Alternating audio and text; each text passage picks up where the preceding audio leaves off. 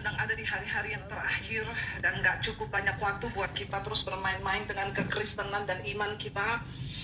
Ya, dan hari-hari ini Tuhan terus dorong sampaikan ya di setiap khotbah yang saya sampaikan. Jangan pernah lupa untuk menyatakan suruh jemaat itu bersiap-siap. Ya, karena kedatangan Tuhan akan segera datang, tapi bukan tanggal 25 September ini, saudara ya. Seperti banyak yang beredar video-video bahwa ada juga anak Tuhan yang tanya sama saya, Bu, benar nggak tanggal 25 September ini Tuhan mau ada pengangkatan terjadi ya? Saya bilang, saya sih belum dapat bocoran ya dari surga ya. Tapi nggak usah terlalu alay lebay, karena Alkitab berkata tidak ada seorang pun yang tahu. Jadi kalau ada orang yang tahu, fix itu sesat ya. Tuhan nggak pernah kasih tahu tanggal, tapi Alkitab memberi tanda ya kedatangan Tuhan. Bangsa akan bangkit melawan bangsa, akan banyak bencana, akan banyak kejahatan, akan terjadi murtad di akhir zaman. Ya, kalau orang sudah mulai murtad, ya, dan murtad itu bukan hanya bicara mereka pindah agama, enggak, saudara. Orang masih ke gereja, tapi mereka udah nggak percaya Tuhan. Orang masih ke gereja, tapi mereka udah nggak menghormati Tuhan. Mereka ke gereja, tapi doktanya jalan terus. Mereka ke gereja, tapi bersinah jalan terus. Mereka ke gereja, tetapi ya rutinitas dosa tetap jalan.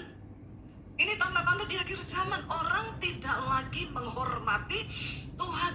Terjadi kemurtadan yang begitu luar biasa. Orang masih berkata punya agama, tapi mereka nggak percaya lagi sama Tuhan. Dan ini hari-hari ini terjadi. Ya, begitu banyak orang yang hidup dengan santai, ya tidak menanggapi, saudara. Saya bilang sama anak saya begini, kamu jangan kaget ya kalau kamu nggak sungguh-sungguh hidup beriman sama Tuhan. Kamu bayangkan nggak kalau kamu sungguh-sungguh tidak menjaga kekudusan, nggak jaga hidup benar di hadapan Tuhan. Saya bilang, kamu bayangkan nggak kalau tiba-tiba mami sama papi nggak ada loh, bukan mati, tapi kita terangkat. Terus kamu tertinggal di dunia, apa yang mesti kamu bikin? Kalau kamu nggak mau sungguh-sungguh hidup dekat sama Tuhan. Karena orang tua nggak bisa gandeng anak, anak nggak bisa gandeng orang tua. Pada hari penghakiman tiba, Tuhan bilang di sana akan tercerai. Ya, yang satu lagi tidur, yang satu hilang, yang satu di ladang lagi bekerja, yang satu hilang. Ya, saya bilang cuma satu, kalaupun ada yang tertinggal, ya jangan pernah kamu menyangkal Tuhan Yesus. Karena tidak ada keselamatan lagi di zaman antikris. Ya, keselamatan hanya dibayar dengan darah sendiri. Kamu harus mati dibunuh karena nama Yesus. Mumpung sekarang ini belum ada aniaya, kita cuma harus mengalahkan diri sendiri nih sekarang. Ya, kita berperang melawan diri sendiri karena musuh terbesar dalam iman itu adalah diri sendiri, bukan setan. Jangan sering-sering salahin setan, karena memang setan sudah salah. Ya, saudara salahin dia nggak goyah karena memang dia sudah salah. Mari kita berjuang melawan diri sendiri. Saudara, hari-hari ini saya melihat ajaran-ajaran itu banyak, bahkan tanpa sadar kita pun dibawa dalam pemahaman-pemahaman yang kelihatannya benar, saudara. Padahal itu menyesatkan. Saya kemarin baca berita begini, saudara. Sekarang ini orang lagi dibawa tertuju kepada diri sendiri terus.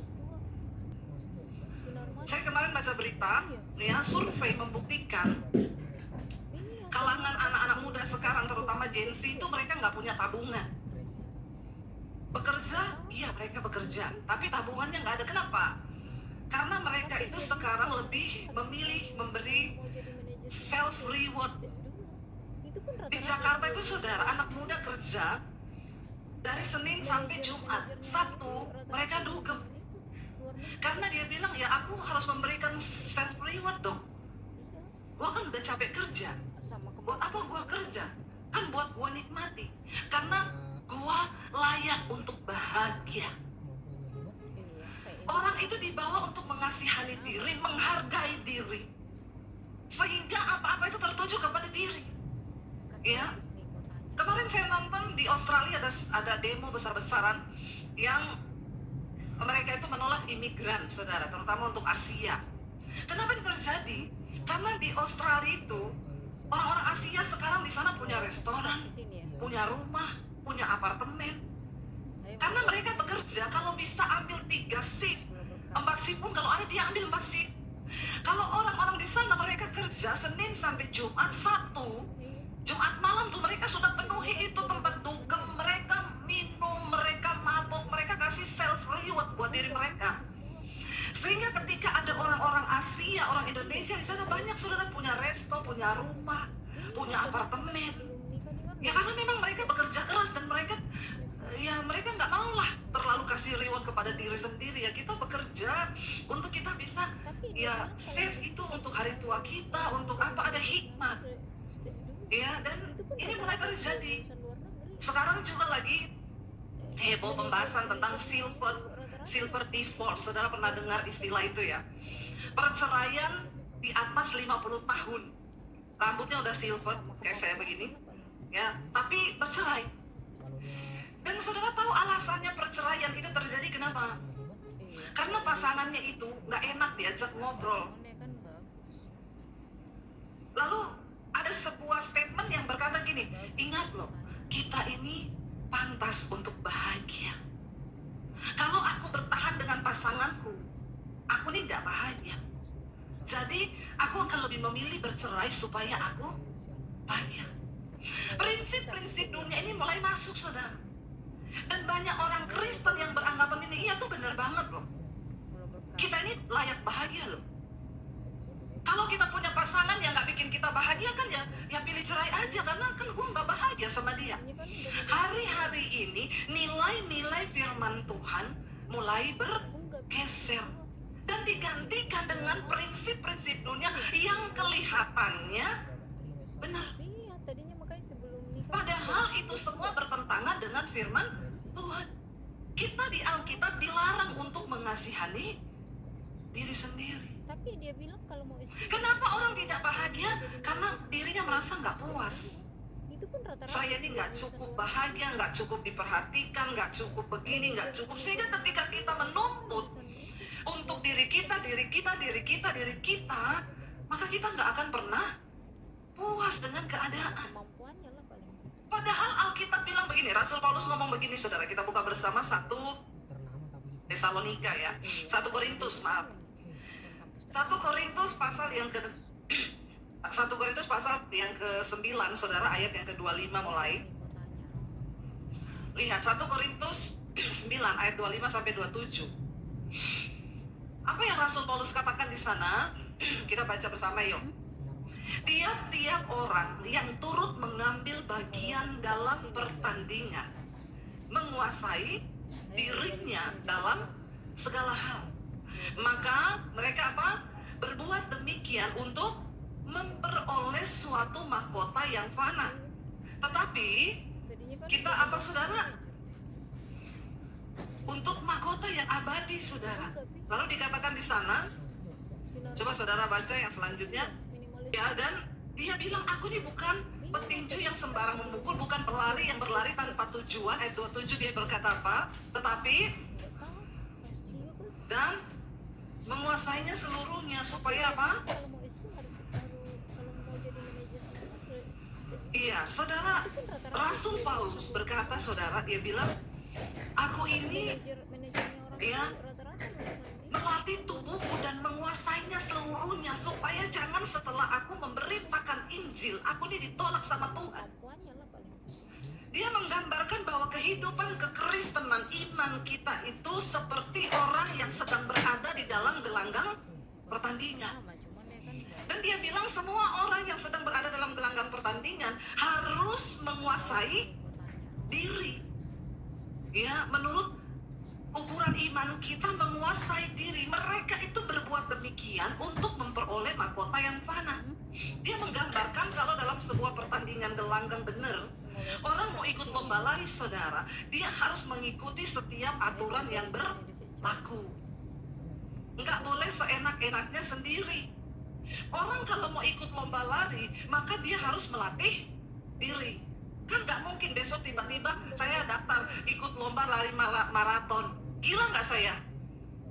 Kira-kira kalau besok saya tiba-tiba ikut lomba, saya kalah atau menang? iya minimalis. Ya udah pasti. Kenapa saudara begitu yakin saya kalah? Makanya sebelum nikah dia kan Ya siapa tahu ada mujizat saya menang toh? Dia nggak mungkin. Tuhan juga nggak akan bikin mujizat besok kalau saya ikut lomba lari. Tapi dia bilang kalau mau Karena mengikuti perlombaan lari itu perlu yang namanya S2. latihan, Rata-rata persiapan. Setiap hari saya harus mulai berlatih untuk rata-rata berlari toh. luar negeri. Nggak mungkin besok saya langsung ikut lomba. Kalau saya tahu saya mau ikut lomba, ya saya harus lari dulu toh. Sama Minimal berapa lama saya harus latihan, saudara? Ada yang pernah ikut lomba lari di sini? Ada Bu, lari dari kenyataan. ya, kayak Edo itu kan Ya, kampus itu nggak bisa sembarangan kita langsung ikut lomba. Ya nggak bisa 1-2 bulan juga nggak bisa. kan bagus nih kotanya. Kita harus berlatih, bahkan ada yang sampai tahunan.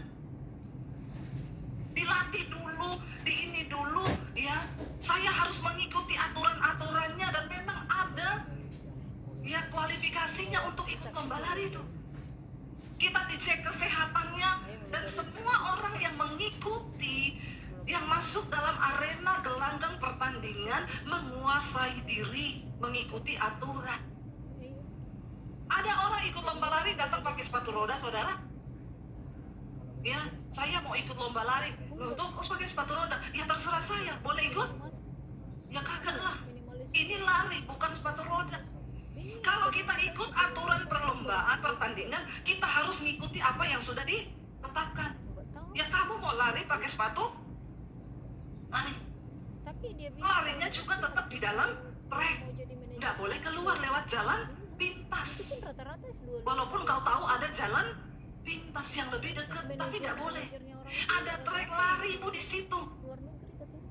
Nggak bisa seenak-enak kita sendiri. Nah, Rasul Paulus menggambarkan orang-orang yang cuma pengen dapat mahkota yang fana di dunia ini saja. Mereka melatih diri sedemikian, menguasai diri agar memperoleh mahkota yang Nah, cuman ya kan bagus. terlebih saudara dan saya. Kita ini sedang berlomba dalam pertandingan iman untuk memperoleh mahkota yang abadi. Kalau di dunia saja mengikuti pertandingan harus seperti itu, menguasai dirinya, apalagi kita. Kalau ke pusat ke sini ya. Rasul Paulus bilang begini, saudara. Karena itu aku melatih apa? Karet. Tubuhku, diriku ini, dan menguasainya seluruhnya, Tadinya kan supaya jangan setelah aku memberitakan Injil, aku ditolak sama Tuhan. sinar mas. Saya tuh kadang merenung gini, gila ya, sekelas Rasul Paulus loh, Kayak sebelum nikah dia kan udah sekelas Rasul Paulus itu masih ngomong takut S3 kan. ditolak.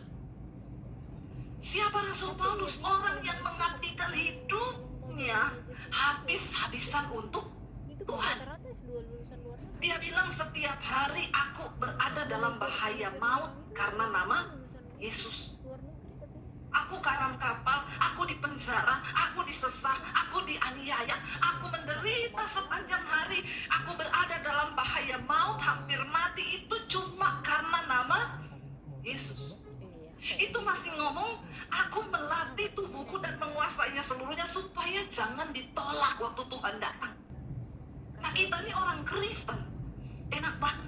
Nggak pernah sangkal diri, nggak pernah pikul salib, nggak pernah menderita karena nama Yesus, tapi pede masuk surga. Coba, di mana ada orang segila ini? Mau ke pusat ke sini ya. Nggak pernah menyangkal diri, Ayo mau ke gereja. nggak pernah pikul salib. Mau ke Pelayanan juga nggak pernah menderita karena nama Yesus, boro-boro. Tapi pede masuk surga. Hello anak-anak muda, buka matamu lebar-lebar. dia angkat manajer. Surga itu bukan tempat sembarangan. Surga itu tempat yang mulia. Mahkota yang Tuhan sediakan, mahkota kehidupan, itu untuk orang-orang yang memang Tadinya makanya sebelum nikah berani bayar harga, berani menyangkal diri, memikul salib, mematikan diri sendiri dan mengikut Tuhan. Sementara sekarang itu dia tidak. bilang kalau mau S2 harus kalau mau Orang Kristen hidupnya enak banget. S2. Oh, berdosa kan, Yesus sudah mati bagi dosaku tuh. Ya, enggak apa-apa, dugem enggak apa-apa. Manajernya orang Selingkuh enggak apa-apa.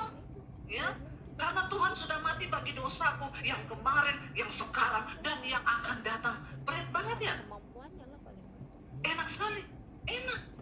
Sesat kau, sesat. Tobat, tobat, tobat saudara, tobat. Ya, kita nih perlu menguasai diri, ini perlu. Ya, jangan didengarkan apa yang sedang dunia tawarkan. Tingkat perceraian tinggi. Kenapa aku pantas bahagia, Bu? Pasanganku ini bikin aku nggak bahagia. Makanya aku milih untuk cerai. Kau harus menyangkal diri. Itu pasangan pilihanmu Saya tuh. mau kerja di sini di sini. Ya tuh nasibmu sudah bayar harga. Kalau berkarir. Berdoa supaya kita nggak mengasihi diri sendiri. Terima keadaan itu dan mulai berdoa, saudara. Manajer. Anak-anak muda, jangan kasih penilaian dan penghargaan kepada dirimu terlalu. Sinar mata. Ya, makanya saya selalu bilang ini, orang itu kalau mau menikah, Iya, itu tadi bunuh pas diri. sebelum nikah dia kan udah mau ambil S2 dia paling. Amin, anak-anak muda, orang tua, amin. Menikah itu bunuh diri. Kenapa? Kalau kau nggak mati bagi dirimu sendiri, ya sudah. Kalau mau jadi Maka perceraian yang akan kau dapatkan. itu pun Kenapa Tuhan Yesus berkata orang menikah itu 1 tambah 1 sama dengan manajernya orang itu. Ali bilang 2 ini. lulusan Sesat kau. Tuhan Yesus bilang pernikahan itu 1 tambah 1 sama dengan 1. Kenapa bisa begitu? Ini nggak ada di hitungan matematika, nggak ada. Malah sekarang banyak orang Kristen nikah 1 tambah 1 sama dengan 4. Karena ditambah mertua, tambah ipar.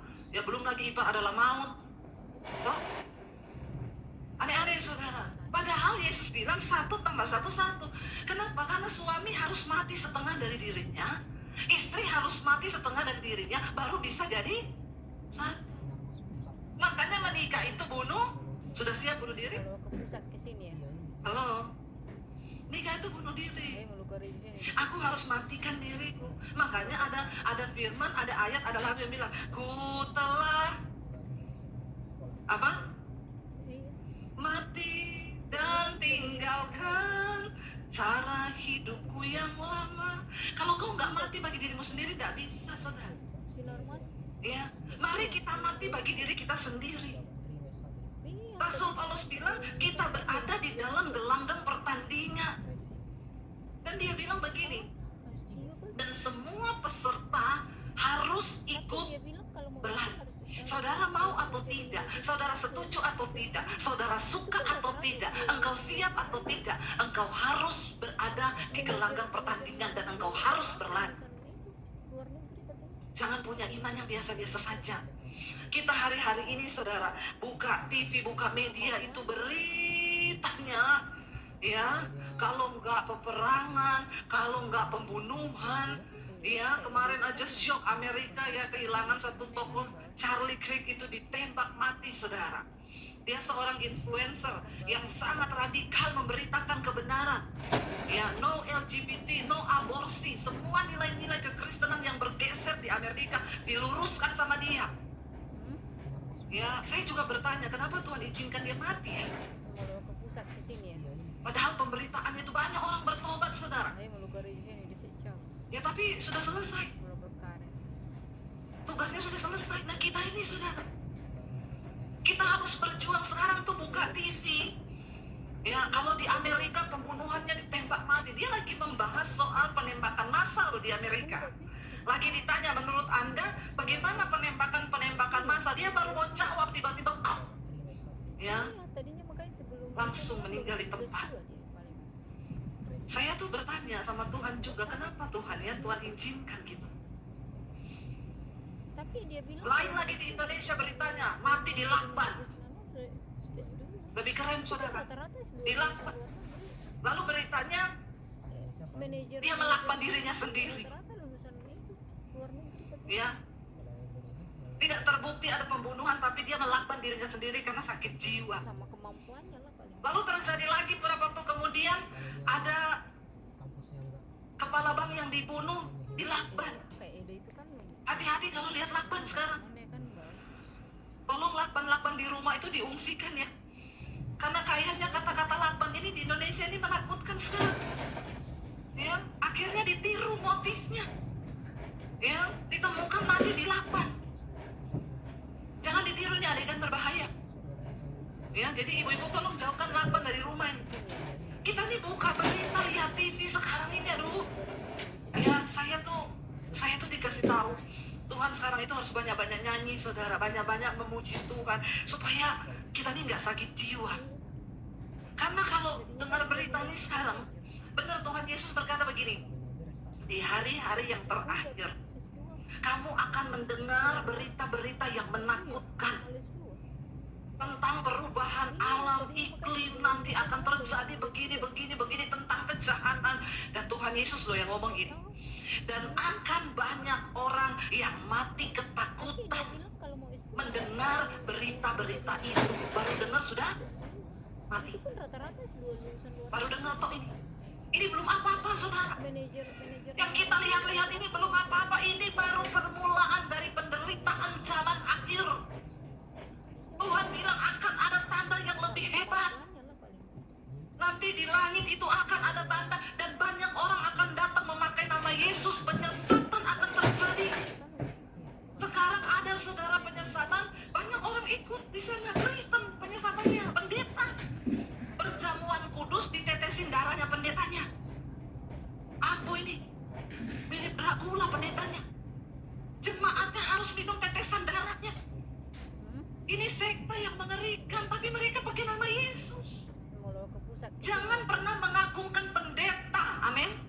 Ini banyak ini jemaat-jemaat mulai agung-agungkan pendeta. Apalagi pendetanya tampil dan bilang aku ini nabi. Hati-hati, saudara. Kenapa sampai hari ini saya tidak mau tuh jemaat Bu Dewi doakan doa sendiri, cari Tuhan sendiri? Karena tidak ada pendeta hebat. Yang ada itu Tuhan yang hebat, Yesus yang dahsyat, dengan imanmu yang luar biasa. Tidak usah kau agungkan pendeta, karena pendeta itu manusia. Satu saat kau akan temukan juga kelemahan saya. Kau akan temukan kelemahannya pendeta lain. Jangan dikultuskan pendeta. Ada saudara saya lewat, ibu-ibu, dia kejar saya, dia pegang baju saya, dia bilang, asal ku camat jubahmu. Saya bilang, setan kau, tobat dalam nama Yesus, bertobat. Hati-hati, saudara, sekarang ini banyak juga jemaat aneh-aneh mengkultuskan pendeta. Tapi ada juga pendeta yang begini, angkat tangan, jemaat suruh jangan jubahnya. Ada. Aduh, mengerikan. Saya ketemu sama satu orang, dia bilang gini, Bu, ibu sudah tahu belum di surga nanti ibu jabatannya apa? Bagus nih kotanya. Ampun juga, ini baru kali ini saya dengar. Saya bilang gini, loh emang ada Bu, saya tidak tahu loh. Bu Dewi ada sekelas Bu Dewi tidak tahu loh jabatannya di surga apa. Saya bilang, memang saya nggak tahu Bu, emang ada. Oh, kita di surga nanti dapat jabatan Bu. Selayaknya di dunia kita jadi DPR, jadi ini. Terus saya balik tanya bercanda gini, lah ibu tahu nggak ibu di surga nanti jabatannya apa? Tahu, saya Ini sekretaris kan udah mau yang membawahi 400 pegawai saya, Bu. enggak. Saya kaget juga. Saya bilang, ibu tahunya dari mana ya, Bu? Tuhan kasih tahu. Kasih tahunya kapan, Bu? Waktu saya doa. Sebelum nikah dia kan udah mau Saya sudah tahu, Bu, di surga nanti saya punya pegawai 400. nggak tahu. Saya bilang, aduh Bu, kayaknya kau ini halu atau sedikit gila. Kalau mau jadi manajer Loh, ini kebenaran loh Bu Dewi. Ibu harus sampaikan sama jemaat supaya mereka itu tahu di surga nanti mereka jabatannya apa. Saudara mau jabatan apa di surga? luar negeri katanya. Mau jadi anggota dewan? Saudara, saya bilang gini Bu, saya bacakan ayatnya ya. Saya buka tuh kitab Wahyu. Yesus itu firman Tuhan kasih bocoran Bu, orang-orang yang akan memerintah bersama Kristus di surga. Cuman ya kan Ada ayatnya di kitab Wahyu. Mereka adalah orang-orang yang dipenggal kepalanya karena nama Yesus. Berarti ibu nanti bakal dipenggal kepala ibu. Dia langsung, ya enggak Bu, jangan bicara sesuatu yang tidak ada dasar ayat firman Tuhan. Jangan bikin penyesatan. Tapi orang Kristen sekarang memang banyak suka yang aneh-aneh. saya mau lugar di sini Disuruh bawa garam, bawa ini, mau dia. Nanti yang berasap-asap gitu, yang kelihatannya ya yang apa ya, supra natural gitu, dia suka nih. Banyak orang Kristen aneh-aneh begini. manajer. Ya, muncul lagi pendoa-pendoa. Saya lihat di belakang bapak ini ada yang mengikuti. Sinar Mas. Bayangan hitam besar. Padahal istrinya. Iya, tadinya makanya udah mau ambil S2. Dia menakutkan. Ya tolong saudara, kembali kepada firman Tuhan yang murni. Memang Alkitab sudah bilang, Yesus bilang akan banyak penyesatan terjadi sebelum Tuhan datang. Kalau ada yang aneh-aneh suruh saudara perjamuan minum darahnya, jangan mau. Nanti kau jadi Dracula. Lalu mereka itu pergi saudara retret pakai baju putih-putih semua, kain putih, katanya gini, karena kamu itu kalau mau masuk surga harus kudus, tidak boleh pakai baju-baju lain, pakai baju kain putih top. Karena itu yang berkenan sama Tuhan. Padahal Alkitab bilang dengan jelas, Tuhan Yesus bilang, Tuhan itu melihat hati. Yang diputihkan itu hatimu, bukan bajumu. Kan bagus nih kotanya. Nanti kau jadi kayak orang Farisi yang di luarnya putih, di dalamnya busuk, hitam. Hari-hari ini yang harus kita perbaiki diri kita ini loh saudara. Jangan ada kepahitan suami istri. Ayo lebih kepada kita bunuh diri yuk.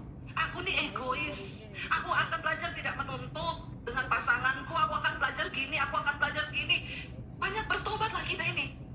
Ya. Apa yang perlu aku perbaiki sebagai suami? Udah mau diangkat manajer. Apa yang aku perlu perbaiki sebagai seorang istri itu apa? Enggak, Bi. Jangan tuntut terus, tuntut menuntut sehingga akhirnya makin ya sebagai anak apa yang harus aku perbuat nih supaya hidupku ini berkenan. Dua dia paling. Kita nggak banyak waktu loh saudara Enggak tahu. untuk bermain-main dengan panggilan iman kita. Ayo, saya cuma mau sampaikan bertobat. Kalau mau jadi manajer senama, Jangan banyak tuntutan sama itu Tuhan. rata-rata S2 lulusan luar negeri. Kita belajar mematikan diri kita sendiri dulu. Manajernya Kita belajar menjadikan Tuhan sebagai Tuhan di hidup kita. Iya. Karena Alkitab berkata apa? Cukupkanlah dirimu dengan apa yang ada padamu. Jangan lihat suami orang lain, jangan lihat istri orang lain. Tapi mari syukuri apa yang kita miliki hari ini, supaya kita tidak merasa aku ini kurang bahagia, kurang cantik, kurang ganteng, kurang kaya. bagus nih kotanya. Kurang terus. Kita lupa mensyukuri apa yang sudah Tuhan berikan yang begitu luar biasa. Karena kita merasa kurang terus. Ya kurang duit. Hari-hari ini ada yang merasa kurang duit? Nggak usah angkat tangan. Nggak ada juga yang mau ngasih sama kita. Ya, saudara, saya tuh ketemu orang kaya saudara. Kaya saudara. Ya menurut saya ya memang dia kaya, dia punya semuanya. Dia cuma duduk di pinggir laut, di vilanya, pakai celana pendek, pakai baju kaos putih biasa, nggak pakai sesuatu yang bermerek sama sekali. Ya, terus dia bilang sama saya, Bu, saya itu hari-hari ini, saya banyak merenung. Ya, tempat saya di sini, vilanya itu di tengah hutan, masuk ke dalam hutan, lalu ada pantai, saudara. Dia bilang, ya, saya seneng kalau di sini, Bu, merenung di pinggir pantai, pakai celana pendek. Saya ini sekarang udah nggak mau ke mall, beli-beli apa-apa itu sudah nggak mau. The real sultan begini. Ya. Pada akhirnya dia menemukan satu keadaan di mana dia bilang, ya aku udah nggak pengen apa-apa, cuma pengen duduk di pinggir pantai, merenungkan hidup, menikmati laut, lihat langit. Ternyata pada akhirnya orang kaya itu cuma pengen itu. Terus kita nih masih pengen kaya. Padahal orang kaya cuma pengen duduk di pinggir laut, nggak lagi belanja-belanja, nggak lagi apa-apa. Saya tuh kadang-kadang jadi bingung ya, manusia itu piye ya. Yang sana, saya bilang, Pak, Bapak tahu nggak, di luar sana ada begitu banyak orang yang pengen mengejar apa yang sudah Bapak dapatkan loh. Jadinya kan udah mau diangkat manajer. Punya building, punya rumah, punya mobil mewah, punya. Tapi setelah saya mendapatkan Bapak, Sinar Mas. saya juga jadi bingung, karena Bapak sekarang yang Bapak mau cuma duduk di pinggir pantai, lihatin laut, pakai celana pendek. Dan memang dia, saudara, saya tahu dia tuh kalau keluar udah nggak ada pakai aksesoris, jam tangan, RM, nggak ada. Kayak uya-uya, kayak ini udah ada. Yang pamer mobil Lamborghini, pamer ini. Enggak, memang dia, ya. Waktu di Jakartanya ketemu teman-teman saya datang, mobil mewah-mewah. Ya, dia datang pakai Avanza. Ini orang kaya banget, saudara. Saya kalau ngobrol sama dia, Pak, kenapa? Ya buat apa, Bu? Semuanya itu sebenarnya terletaknya di hati kok. Biar saya naik ini, tapi kalau hati saya sukacita, bersyukur sama aja. Iya, kayak Sama aja semuanya. Nama cuman ya kan Mbak. Nah, yang mau saya sampaikan di sini, saudara, ternyata hidup ini kembali lagi kepada sikap hati kita. Ketika kita itu merenungkan hidup, kita bisa mensyukuri apa yang kita terima hari ini. Ternyata itulah kebahagiaan kita. Loh, menurut dia tuh sekarang dia bahagia bukan ketika dia jalan-jalan di New York, dia jalan-jalan. Saya tuh bahagia, Bu. Saya banyak menghabiskan waktu saya di sini. Saya tuh ya, Bu, kalau di villa ini seharian dari pagi saya sampai sore. Itu saya cuma duduk di pinggir pantai sini merenungkan hidup. Iya. Merenungkan hidup, suatu saat saya akan menghadap Tuhan. Ya, Enggak. makanya saya cerita dulu satu kisah. Sinar mas. Ada seorang CEO berlibur di satu pulau. Iya tadinya. Lalu dia ketemu sama udah mau ambil S2 nelayan. kali. Nelayannya lagi dorong perahu jam 9 pagi. Dia tanya, kamu sehari dapat uang berapa? Tapi Ya dia cukup untuk kehidupan saya sehari sama anak sama istri. S2. Kenapa kamu nggak kerja lebih giat lagi? Luar negeri. Sampai sore gitu supaya kamu dapat 2 kali lipat, lalu kamu bisa punya perahu 10, bahkan satu saat kamu punya kapal, kamu punya ini, kamu punya ini terus. Sehingga kamu bisa lebih santai nanti ngantarkan anakmu, duduk sama istrimu. Terus nelayan itu bilang, loh saya sekarang sudah begitu. Ini saya nanti pulang, saya antar anak saya ke sekolah, nanti saya duduk sama istri saya masak, saya nikmati ikan yang sudah kita masak bersama, lalu kami menikmati hidup sampai sore. Saya bersama istri di rumah dengan anak-anak, nanti malam saya melaut lagi besok. Kamu suruh saya menghabiskan waktu saya dengan sedemikian keras cuma supaya saya nanti bisa duduk dengan anak dan istri, tapi sekarang hari ini saya sudah menikmati itu. Ayo melukar di sini di sini. Ternyata saudara, Melukar. hidup ini adalah ketika kita bisa menguasai diri, mensyukuri semua yang Tuhan berikan, Iya. dan berkata, Tuhan cukup, aku bersyukur buat anugerah-Mu yang Tuhan beri. Bangun pagi kita buka mata bersyukur. Anda bisa pergi ke toilet membuang air kecil, air besar tanpa harus ke rumah sakit. Syukuri loh. Pernah nggak saudara buang air kecil terus ngomong, Tuhan terima kasih, aku bisa pipis lancar. Itu anugerah saudara. Nggak tahu. Kenapa? Karena kalau kau nggak bisa pipis, kau dibawa ke rumah sakit. Tapi dia bilang kalau mau S2 harus Ya, baru rumah sakit sekarang juga. manajer sana. Kalau mau segera ditangani, Itu kan bunyi. rata-rata S2 lulusan luar bisa sih pakai BPJS. Tunggu dulu sampai dokternya datang. manajernya orang itu Ya, rata-rata lulusan itu luar negeri katanya. Jadi hari ini mari kita belajar mensyukuri. Bangun pagi bersyukur Tuhan buat napas, buat hari yang Tuhan beri. Aku bisa ke kamar mandi, bisa melakukan semua ini karena anugerah Tuhan. Dan setelah kita bersyukur, mari kita berkata, Tuhan ajar aku untuk bisa memberikan sesuatu yang terbaik buat Tuhan dari hidupku.